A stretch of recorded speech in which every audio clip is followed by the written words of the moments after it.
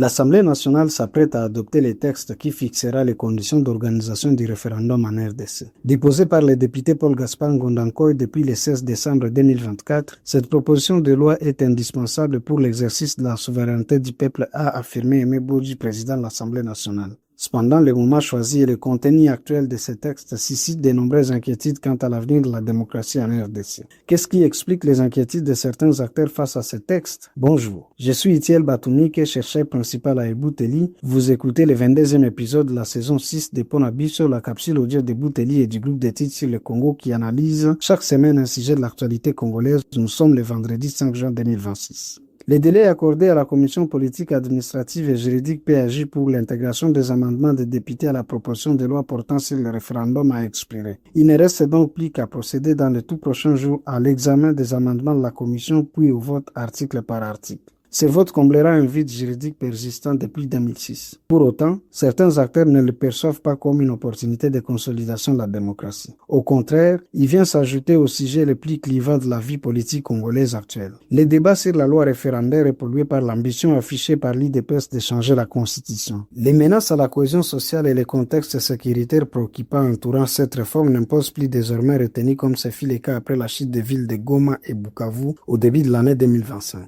Pourtant, sur le terrain, la réalité n'a pas évolué depuis. Certains acteurs estiment qu'une telle initiative dans ce contexte pourrait même être considérée comme un quitus à une balkanisation des faits du pays. Mais en dehors de l'opportunité de ce texte, c'est surtout son contenu qui pose problème. Il comporte en effet des dispositions qui créent un décor institutionnel extra-constitutionnel. D'abord, s'agissant du champ d'application du référendum, les textes en attente d'adoption a opté pour une compétence matérielle floue. En lieu et place de l'énumération limitative des matières consacrées par la Constitution et les interdictions de l'article 220 comme proposé par l'initiateur, les textes réajustés par la commission PAJ voudraient que les référendums soient organisés sur toute matière d'importance fondamentale pour la vie de la nation. La définition de ce concept est trop extensive. Il désigne toute question touchant aux intérêts supérieurs de l'État, à l'organisation et au fonctionnement des pouvoirs publics, à la souveraineté nationale, à l'intégrité territoriale, aux droits fondamentaux ou à l'avenir politique, économique, social et institutionnel de la République et du peuple congolais. Cette extension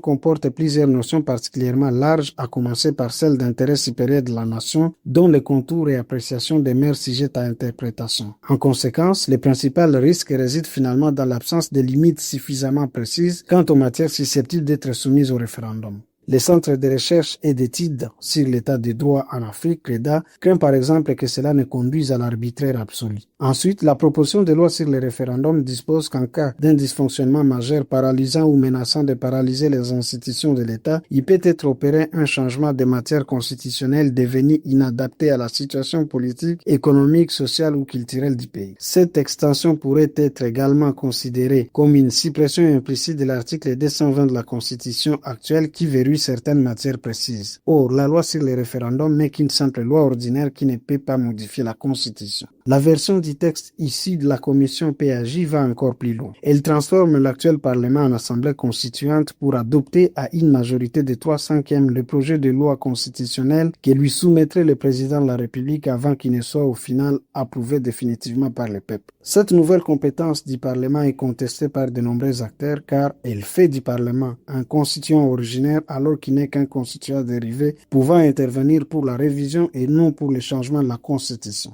L'initiateur du texte prévoyait que l'Assemblée constituante soit plutôt composée des membres élus dans chacune des circonscriptions du pays et que pendant son travail, le Parlement soit ajourné. Les députés ont ainsi préféré conserver eux-mêmes cette compétence plutôt que de la confier à une structure distincte. Au regard de ces dispositions que plusieurs juristes et acteurs politiques considèrent comme contraires à l'esprit et à la lettre de la Constitution, la majorité au pouvoir est accusée par ses détracteurs d'orchestrer une fraude à la Constitution et d'autres parlent même d'un début des coups d'État constitutionnel. Peut-elle encore être stoppée dans cette entreprise tant décriée? Les barrages du Sénat comme en 2015 lors de la réforme de la loi électorale est aujourd'hui hypothétique. Et même s'il intervenait, il ne pourrait qu'être temporaire, les derniers mots revenant à l'Assemblée nationale en cas de divergence entre les deux chambres. Trois options restent alors à explorer. Premièrement, les regards pourraient se tourner vers le chef de cette majorité, le président de la République, qui a prêté serment de respecter la Constitution à des reprises. Par un sursaut patriotique, il devrait refuser de promulguer les textes si celui-ci devait conserver les dispositions jugées inconstitutionnelles. Ce qui semble peu probable à ce stade, la démarche en cours participant à son ambition de changer la Constitution.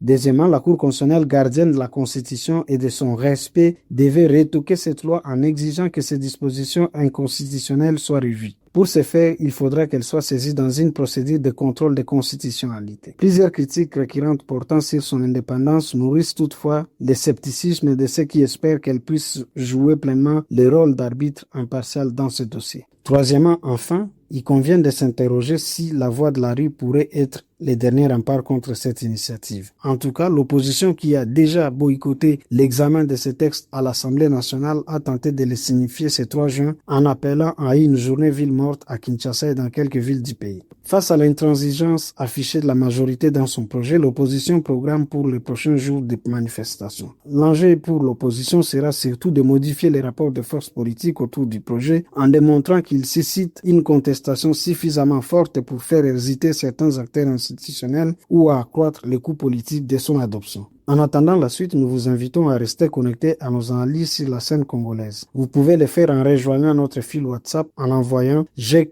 ou Ebouteli au plus 243 894 11 0542 pour recevoir Ponabiso chaque vendredi sur votre téléphone. À bientôt.